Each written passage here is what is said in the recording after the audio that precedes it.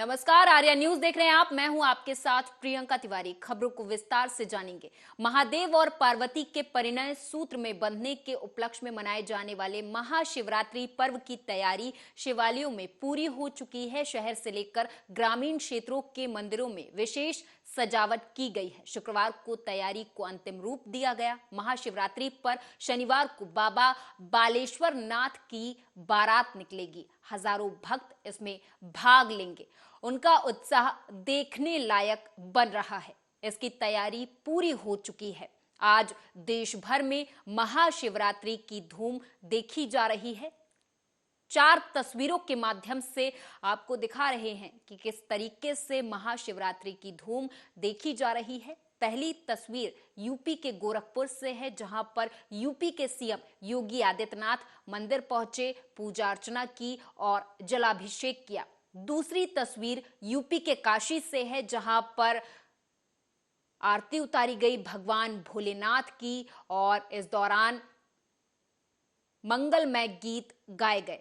तीसरी तस्वीर दिल्ली के महिपालपुर से है, जहां पर भक्तों का तांता देखने को मिला। हजारों की संख्या में भक्त भगवान भोलेनाथ के दर्शन के लिए पहुंचे और इस दौरान काफी उत्साह भक्तों में देखा गया।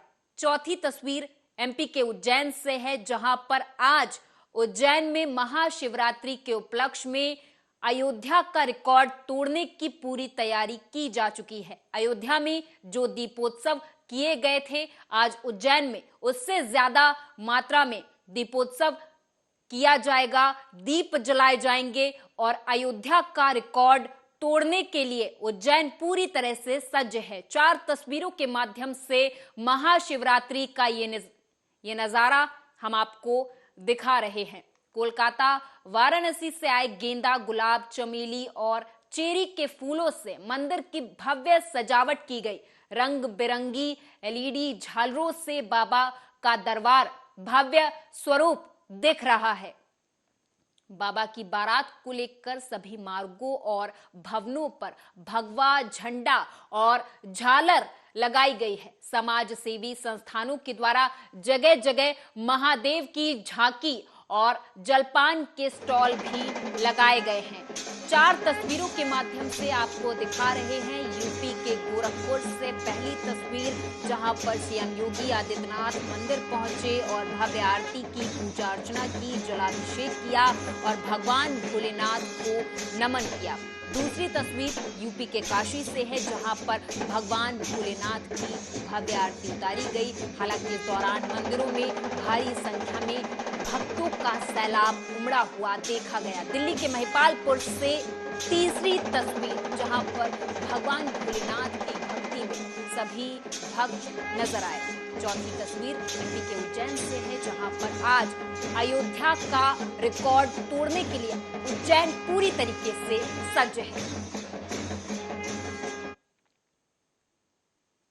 मिर्जापुर के सत्ती रोड स्थित अति प्रसिद्ध और विख्यात मंदिर, जो कि बूढ़े नाथ बाबा जी के नाम से विख्यात है। इस मंदिर को छोटा काशी के नाम से भी लोग जानते हैं। भक्तों का कहना है कि बाबा विश्वनाथ रात्रि के समय यहां आकर विश्राम करते हैं। इस बूढ़े नाथ काशी मंदिर में अघोरी पंथ तरीके से पूजा और श्रृंगार किया जाता है। प्रत्येक शिवरात्रि के दिन यहां पर महादेव की पालकी यात्रा पुलिस की भारी सुरक्षा बल के बीच निकाली जाती है। इस पालकी यात्रा में नगर के सभी भक्त डमरू बजाते हुए महादेव की जय घोष करते हुए बारात में शामिल होते हैं।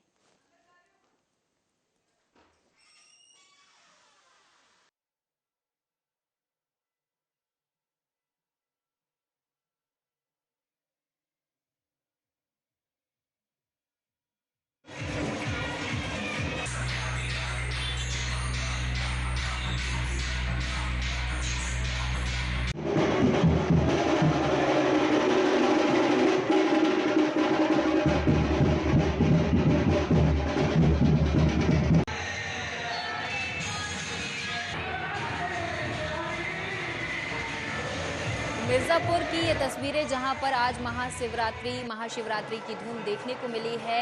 ये पालकी सजी हुई है, तस्वीरों के माध्यम से आपको दिखा रहे हैं। भक्तों का जन सैलाब यहां पर देखा गया। वहीं भारी पुलिस सुरक्षा व्यवस्था के साथ पूरी तरीके से मुस्तैद है और डीजे का भी प्रबंध यहाँ पर किया गया है और सभी श्रद्धालु, चाहे वो संत महात्मा हो या फिर आम जन, सभी में एक उत्साह देखने को मिल रहा है। आज महाशिवरात्रि की धूम पूरे देश भर में देखी जा रही है। पालकी सज्ज है और बारात निकालने की पूरी तरीके से तैयारियां की जा चुकी हैं। अब बस उस क्षण का इंतजार है जब शिव और पार्वती की ये भव्य बारात निकाली जाएगी और इस भव्य नजारे को देखने के लिए भक्तगण वहां पर मौजूद रहेंगे। लखनऊ से खबर है, बता दें कि आज महाशिवरात्रि के अवसर पर मोती नगर कायम खेड़ा में एक विशाल भंडारा कराया गया। कमेटी शिव शक्ति कमेटी के द्वारा यहां पर विशाल भंडारा कराया गया, जहां पर भक्तों की लंबी लंबी कतारें देखी गई हैं।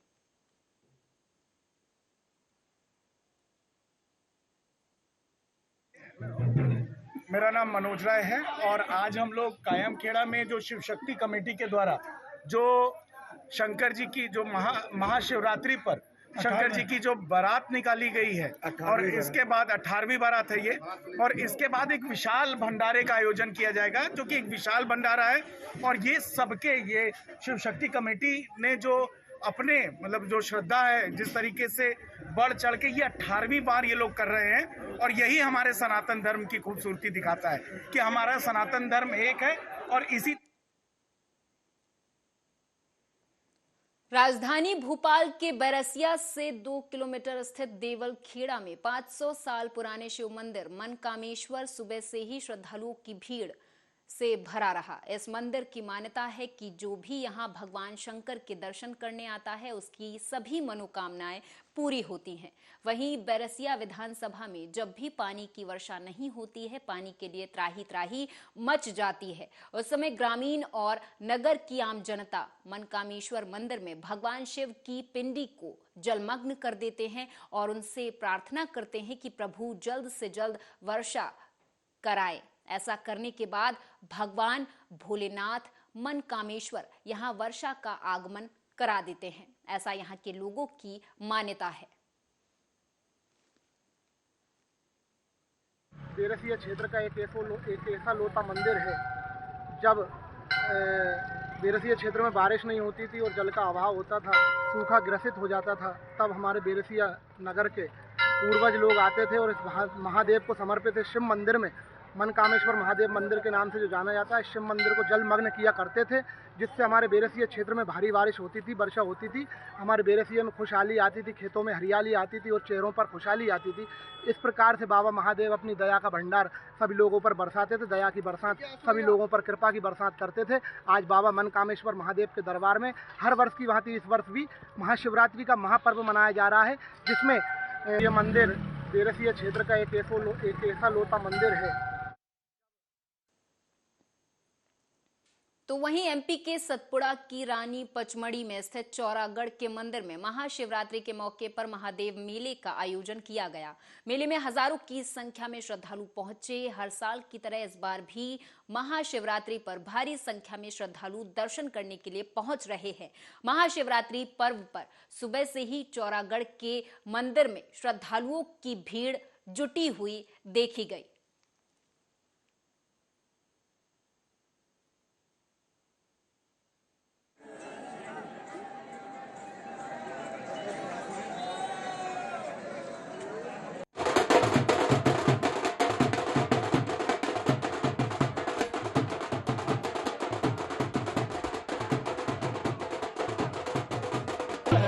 आज महाशिवरात्रि के पर्व पर पूरी व्यवस्थाओं का जायजा आज कलेक्टर साहब और मेरे द्वारा लिया गया है। बड़ी संख्या में श्रद्धालु आज आए हैं और सारी जो सुविधाएं हैं उनको उपलब्ध कराई जा रही हैं और निर्विघ्न रूप से महाशिवरात्रि का मेला जो है। आज महाशिवरात्रि के पर्व पर पचमढ़ी में चौरागढ़ मेले में बड़ी संख्या में श्रद्धालु आए हुए हैं और प्रशासन द्वारा पूरी व्यवस्था यहाँ पर देखी जा रही है। तो वहीं महाशिवरात्रि के शुभ अवसर पर रीवा के शिवालयों में भी बम बम भोले के जयकारे लगते हुए देखे गए। भक्तों के द्वारा सुबह से ही लाइन में लगकर भोलेनाथ के लोग दर्शन के लिए पहुंचे। वहीं जगह जगह भक्तों के द्वारा भंडारे का भी आयोजन किया गया। आपको बताते चले कि रीवा किला महामृत्युंजय कोठी कंपाउंड शिव मंदिर में भक्तों की काफी भीड़ देखी गई। खास बात तो ये है कि आज रीवा किला महामृत्युंजय मंदिर में रीवा सहित अन्य क्षेत्रों से भी भक्तगण दर्शन के लिए यहां पहुंच रहे हैं। सारी भीड़ है, इतनी लंबी लाइन लगी है कि पता चला कैसे नहा पाएंगे। वही जा रहे हैं, बहुत देर से लगे। शिवरात्रि क्यों मनाया? ये इसलिए कि शंकर जी और पार्वती जी की शादी होती है, उसी के इस दिन विवाह हुआ था, आज के दिन, इसलिए महत्व ज़्यादा है। और पंचायत पटेल है नाम मेरा।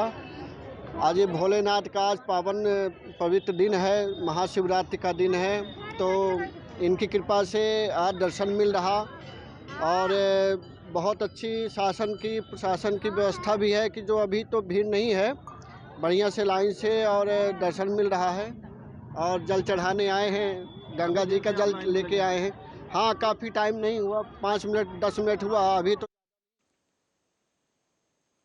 बताते चले कि महाशिवरात्रि के पर्व को देखते हुए गोरखपुर में भी एसएसपी ने शुक्रवार को सख्त निर्देश देते हुए कहा कि मंदिरों में आने वाले श्रद्धालुओं की सुरक्षा को लेकर पुलिस पूरी तरीके से मुस्तैद है। खासकर महिलाओं की सुरक्षा को लेकर सख्त निर्देश दिए गए थे। लेकिन वहीं दूसरी तरफ राजघाट थाना क्षेत्र के टीपी नगर चौकी प्रभारी कुंवर गौरव सिंह ने मंदिर के सामने दुकान लगाने वाली एक महिला को थप्पड़ से पीट दिया, उसके ऊपर थप्पड़ों की बरसात कर दी, जिसका वीडियो सोशल मीडिया पर तेजी से वायरल हो रहा है।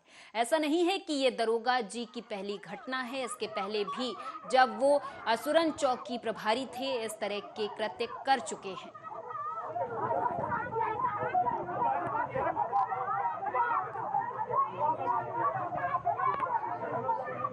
तो गोरखपुर से खबर है, बताते चले कि एक वीडियो काफी तेजी से वायरल हो रहा है जहां पर थाना चौकी प्रभारी ने एक महिला को सिर्फ इस वजह से पीट दिया कि उसने मंदिर के बाहर दुकान लगाई, जिसके बाद थाना चौकी प्रभारी को गुस्सा आ गया और उन्होंने भरे बाजार सरेआम महिला को थप्पड़ों से पीटना शुरू कर दिया, उसके ऊपर थप्पड़ों की बरसात कर दी। हालांकि अब इसका वीडियो वायरल हो रहा है। हालांकि ये पहली घटना नहीं है जब थाना चौकी प्रभारी ने इस तरह के कृत्य किए हैं, पहले भी इस तरीके की घटनाएं सामने आ चुकी हैं। ये वीडियो अब तेजी से वायरल हो रहा है। प्रधानमंत्री नरेंद्र मोदी ने दिल्ली के होटल ताज पैलेस में economic times global business summit को संबोधित किया। उपस्थित जनों को संबोधित करते हुए प्रधानमंत्री ने कहा कि 3 साल पहले जब वे ईटी ग्लोबल बिजनेस समिट में आए थे, तब से अब तक बहुत बदलाव हो चुके हैं। आप भी सुने। साथियों, आज भारत की समृद्धि में दुनिया की समृद्धि है। भारत के ग्रोथ में दुनिया की ग्रोथ है। भारत ने G20 की जो थीम तय की है, one world, one family, one future, दुनिया की अनेक चुनौतियों का समाधान इसी मंत्र में है। साझा संकल्पों से, सबके हित की रक्षा से ही ये दुनिया और बेहतर हो सकती है। ये दशक और आने वाले 25 साल भारत को लेकर अभूतपूर्व विश्वास के हैं। सबके प्रयास से ही भारत अपने लक्ष्यों को तेजी से प्राप्त करेगा। हालत ये थी कि वर्ष 2014 में देश में 100 से ज्यादा ऐसे डिस्ट्रिक्ट थे जिन्हें बहुत ही बैकवर्ड माना जाता था। इन जिलों की पहचान थी गरीबी, पिछड़ापन, ना सड़क, ना पानी, ना स्कूल, ना बिजली, ना अस्पताल, ना शिक्षा, ना रोजगार। और इनमें हमारे देश के ज्यादातर आदिवासी भाई बहन इन इलाकों में रहते थे। हमने बैकवर्ड के इस कंसेप्ट को रीइमेजिन किया और इन जिलों को एस्पिरेशनल डिस्ट्रिक्ट्स बनाया। पहले इन डिस्ट्रिक्ट्स में ऑफिसर्स को पनिशमेंट पोस्टिंग के रूप में भेजा जाता था। आज वहां बेस्ट एंड यंग ऑफिसर्स को डेप्यूट किया जाता है।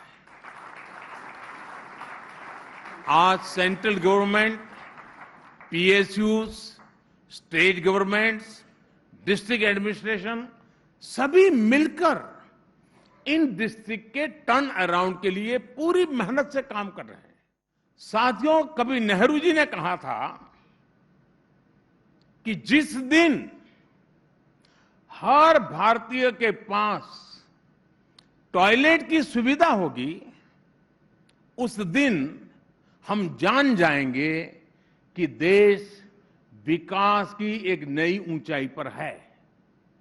मैं ये पंडित नेहरू जी की बात कर रहा हूं। कितने साल पहले की होगी आप अंदाज कर सकते हैं। मतलब नेहरू जी को भी समस्या का पता था, लेकिन समाधान की तत्परता नजर नहीं आई।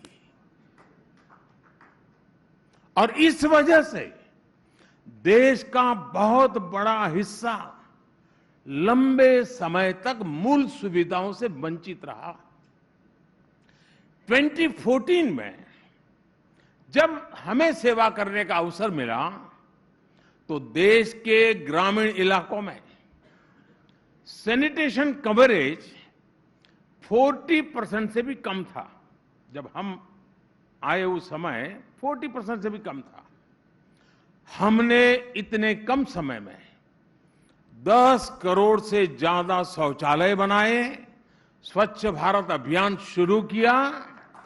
आज देश के ग्रामीण इलाकों में सैनिटेशन कवरेज 100% तक।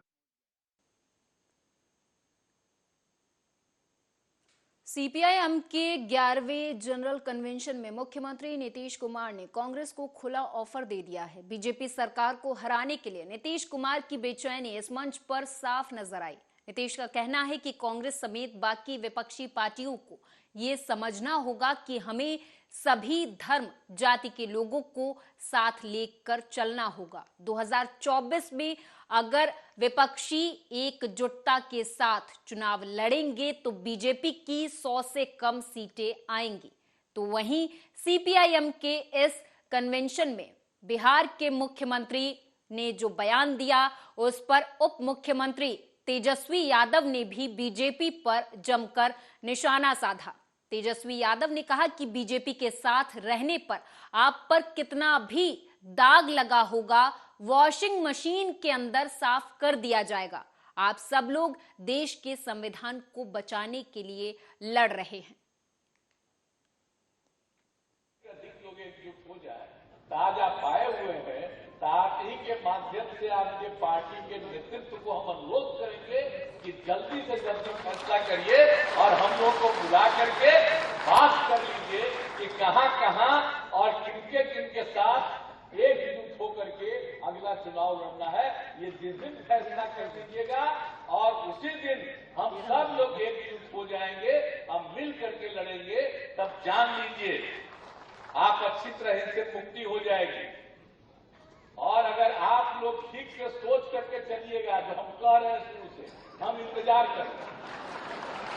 अगर मेरा सुझाव को अगर मान लीजिएगा, कहीं 100 के नीचे जाएंगे, जान लीजिए।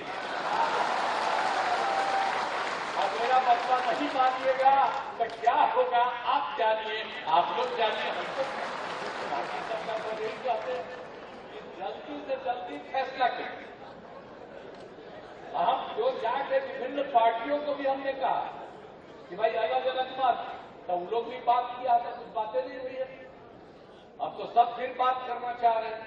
तो कृपा करके कहेंगे कि कोई अगर आप लोग इस बार ये सोच लीजिएगा पूरे देश के हित में, तो आपको भी फायदा होगा। जो देश का माहौल है, जो परिस्थिति है, जहां भाजपा के खिलाफ बोलोगे तो छापे मारे जाएंगे, या तो आपका कैरेक्टर जो है असोसिएट किया जाएगा, छवि को बिगाड़ा जाएगा, जेल भेजा जाएगा, और अगर आप भाजपा के साथ रहिएगा तो आप हरिश्चंद्र कहलाओगे। कितना भी दाग लगाओगा, वॉशिंग मशीन की तरह आपके दाग को साफ कर दिया जाएगा। वहां आप सब लोग देश को, लोकतंत्र को बचाने के लिए, देश के संविधान को बचाने के लिए आप लोग लड़ रहे हैं, इसके लिए हम आप लोगों को धन्यवाद देते हैं। सरगुजा जिले के अंतर्गत विकासखंड बतौली के धान उपार्जन केंद्र भटको के प्रांगण में 7 दिवसीय श्रीराम 5 कुंडीय महायज्ञ का शुभारंभ किया गया। यह आयोजन जय शकुंतला वेलफेयर फाउंडेशन और जूना अखाड़ा काशी विश्वनाथ से आए हुए नागा साधुओं के द्वारा कराया जा रहा है। आज महाशिवरात्रि के अवसर पर आयोजकों के द्वारा ध्वजारोहण से पूर्व बतौली नगर में शोभा यात्रा निकालकर समस्त नगरवासियों को आमंत्रित भी किया गया।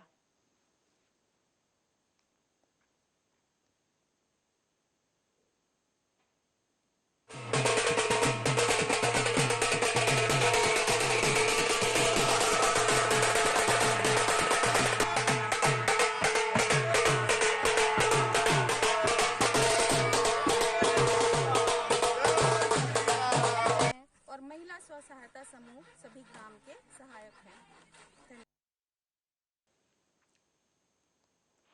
अयोध्या से खबर है, बताते चले कि अयोध्या कैंट रेलवे स्टेशन पर गौरव यात्रा ट्रेन के पहुंचने पर श्रद्धालुओं ने जय श्री राम के नारे लगाए, जिसके बाद सभी श्रद्धालु 4 बसों से अयोध्या धाम के लिए रवाना हुए।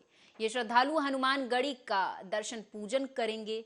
अयोध्या धाम से दर्शन पूजन करने के बाद ट्रेन सीतामढ़ी बिहार के लिए रवाना होगी। सीतामढ़ी से ट्रेन वाराणसी जाएगी, जहां श्रद्धालु काशी विश्वनाथ के दर्शन पूजन करेंगे। किस्म की सौगात है सीनियर सिटीजन के लिए, और इसमें तो मैं ये कहूँगा कि आप अपने घर से सिर्फ 2 कपड़े थैले में ले आइए और किसी चीज़ की आवश्यकता नहीं है। ट्रेन के अंदर इतना खाना पीना है, इतना व्यवस्था है, इतना सुंदर तरीके से अरेंज किया है। सर, ये IRCTC के द्वारा श्री राम जानकी ट्रेन चलाई गई है, जो कि सफदरगंज रेलवे स्टेशन से 17 तारीख को शाम 4 बजे चल के अब ये पहली पड़ाव अपनी अयोध्या आई है। यहाँ से ये माता जानकी के घर जैसे कि जनकपुर जाएगी, उसके बाद पुनः ये वापस बनारस आएगी। बनारस के बाद हम प्रयागराज जाएंगे, उसके बाद पुनः ये ट्रेन दिल्ली जाके ख़त्म होगी।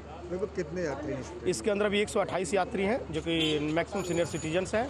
इनके खाने पीने की और बहुत ही अच्छी व्यवस्था ट्रेन के अंदर है। आप जैसे ट्रेन देखेंगे तो उसके अंदर रेस्टोरेंट है और वाईफाई पूरा किचन है, जिसमें खाना तैयार होता है और रेस्टोरेंट में इनको बैठा कर सर्विस दी जाती है। सबसे बड़ी बात तो कि देश के लिए भगवान राम में पूजनीय है और हमारे आदरणीय।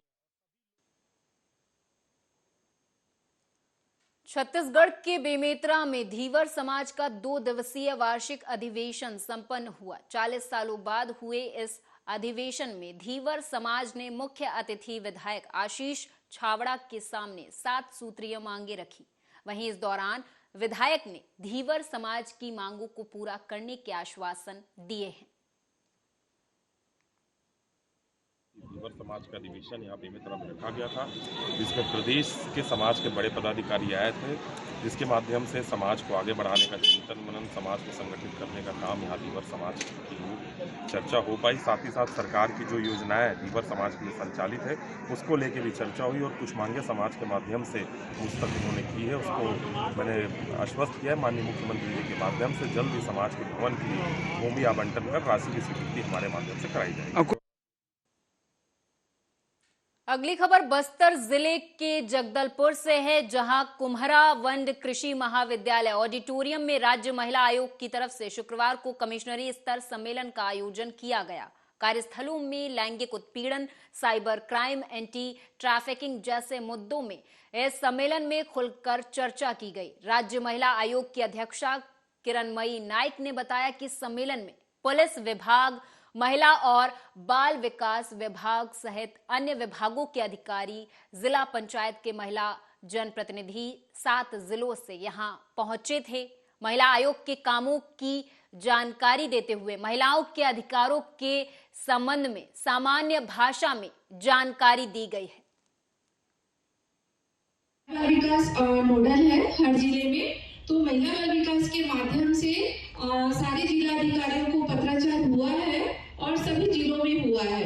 तो जो जिला शिक्षा अधिकारी भी उस जैसे टीएल होता है, इसके लिए महिला बाल विकास नोडल है। छत्तीसगढ़ राज्य महिला आयोग का आज हमने संभाग स्तरीय सम्मेलन किया था, जिसका विषय था कार्यस्थल पर लैंगिक उत्पीड़न, साइबर क्राइम और एंटी ह्यूमन ट्रैफिकिंग। इन 3 विषयों पर हमारा मेन फोकस था और महिला आयोग के कामों की जानकारी देना था।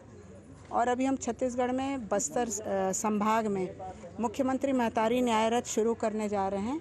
तो मेरे सामने एक केस आया था ऐसा कि जैसे स्कूलों में जो बच्चियां होती है टीनेजर, ज़्यादातर तो 9, 10, 11, 12 के बच्चों में ये पाया जाता है मैम। तो कई बार ऐसा होता है कि बच्चियां तो कई लोग गलती करते हैं, बॉयज़ और गर्ल्स मिल करके,